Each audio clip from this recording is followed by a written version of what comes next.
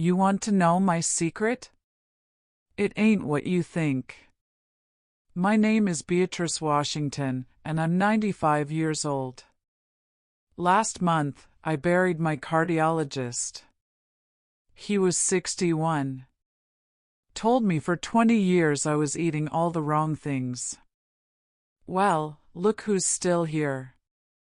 But before I tell you what I eat, let me tell you what happened 3 weeks ago that changed how I see all of this. My great-grandson Marcus brought his new girlfriend over. Sweet girl. Vegan. She took one look at my Sunday dinner and her face went white. Miss Beatrice, she says, all polite and nervous, don't you know that diet is going to? Marcus kicked her under the table. But I appreciated her honesty. So I asked her, baby, how old do you think I am? She guessed 78. Bless her heart. I told her I was born in 1930. Before sliced bread was invented. Before the microwave. Before they told us fat was evil and carbs were the enemy and we needed to count every calorie like we're doing mathematics with our meals. She got real quiet. Then she asked the question everyone asks, what do you eat? Here's what I told her. And I'm going to tell you. But it's not a list. It's a story. Because food isn't just fuel, it's memory, it's culture, it's the difference between surviving and living. Every morning at 5:47 a.m., not 5:45, not 5:50, but 5:47, I make myself 2 eggs. Fried in butter from grass-fed cows. And I eat the whole damn yolk. You know why I'm so specific about the time? Because that's when my husband Earl used to leave for the factory. Every morning for 52 years, I made him those eggs. When he passed in '09, I kept making them. Same time. Same way. People thought I was being sentimental. Maybe I was. But here's what the doctors won't tell you, that yolk has something called phosphatidylcholine. Fancy word for brain food. It's why I can still remember Earl's badge number from 1955. It's why I don't forget my great-grandchildren's names like half my friends do. They told us for decades the yolk would kill us. Meanwhile, my friend Dorothy listened to them, ate egg white omelets for 30 years, and now she can't remember where she lives. I'll take my chances with the yolk. Now, fish. But not the way you think. I grew up in Louisiana. Poor as dirt. We didn't have salmon. We had catfish from the bayou. Mackerel when we could afford it. And sardines, Lord, those sardines, straight from the can on saltine crackers. My children were embarrassed by those sardines. Tried to hide them when their friends came over. Now those same children are paying $15 for omega-3 supplements in a bottle. I still eat sardines 3 times a week. The stinkier, the better.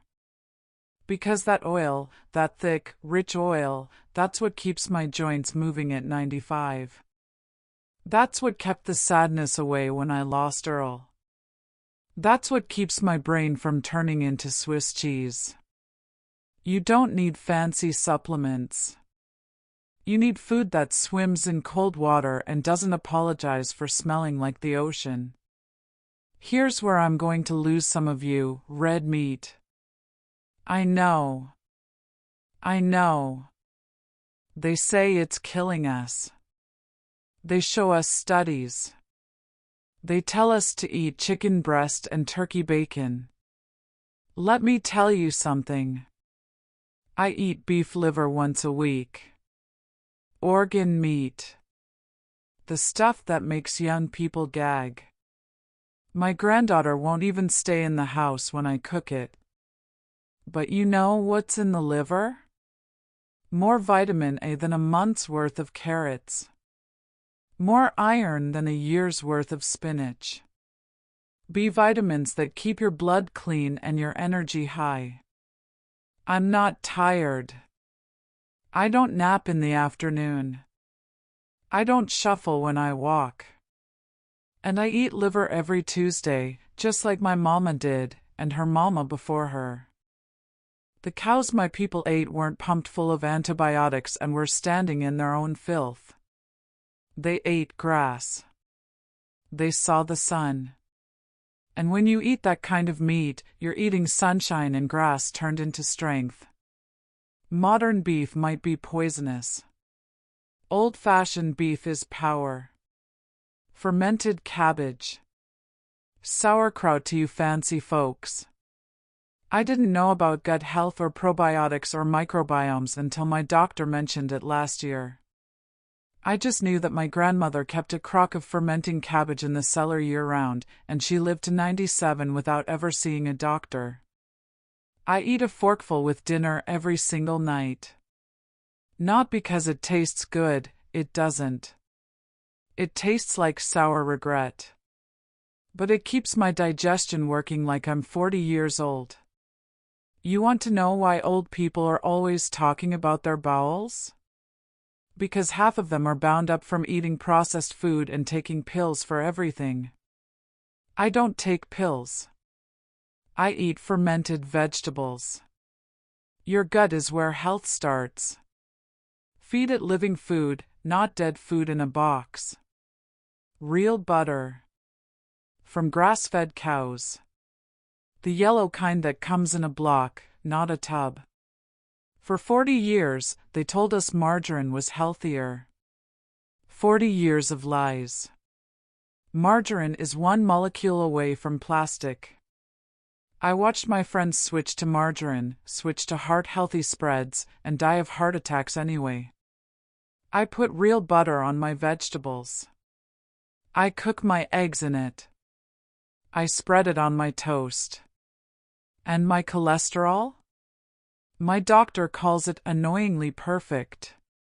You know why? Because your body knows what to do with butter. It's been eating it for thousands of years. Your body has no idea what to do with hydrogenated vegetable oil. So it stores it in your arteries and kills you slowly. Dark berries. The darker, the better. I grow blueberries in my backyard. The same bushes my husband planted in 1962. Every summer, I pick them fresh. Every winter, I eat them frozen. A handful every single day. These aren't just fruit. They're medicine that tastes good. They keep my eyes sharp. They keep my memory intact. They keep my blood pressure from climbing. My doctor asked me what I take for inflammation. I told him blueberries and prayer. He laughed. Then he looked at my blood work and stopped laughing. Here's my secret. The thing I haven't told anyone except Marcus. Black coffee with raw cacao powder. Every single morning for the last 30 years. Not cocoa. Not hot chocolate. Raw cacao. The bitter, nasty powder that tastes like the earth threw up. I started drinking it when Earl got sick. Someone told me it helped with grief. I don't know about that, but I know this: it wakes up my brain better than anything else. It gives me energy without making me jittery. And there's something in it, PQQ, they call it, that tells your body to make new energy cells. At 95, I need all the new energy cells I can get. Now here's what I told Marcus's girlfriend, and what I'm telling you. None of this matters if you're miserable. I've outlived 3 of my children. I've buried a husband, 2 sisters, and most of my friends. I've seen things that would break a younger person. But I woke up grateful. I forgive people fast. I don't hold grudges, they're too heavy to carry at my age. I laugh at things that used to make me angry. I sit on my porch and watch the birds and feel lucky to see another sunrise. You can eat all the sardines in the world, but if you're carrying bitterness in your heart, you're poisoning yourself worse than any food ever could. So that's it. Eggs. Fish. Beef liver. Sauerkraut. Butter. Berries. Cacao. Not sexy. Not expensive. Not packaged with a celebrity's face on it. Just food. Real food. The kind that comes from the earth and the water, not from a laboratory. Marcus's girlfriend went home that night and I haven't seen her since. But Marcus called me yesterday and said she's been asking questions. About my recipes. About where I shop. About how I cook. Maybe she's starting to understand. Maybe you are too. I'm 95 years old. I've got all my teeth, all my marbles, and most of my patience. I can still walk a mile. I can still read without glasses. I can still remember what matters. And if you ask me what I'm eating for breakfast tomorrow? Same thing I ate today. Same thing I'll eat the day after that. Because when you find what works, you don't fix it. Now, if you'll excuse me, I've got some liver to cook. And you've got some decisions to make about what you're putting in your body. Choose wisely.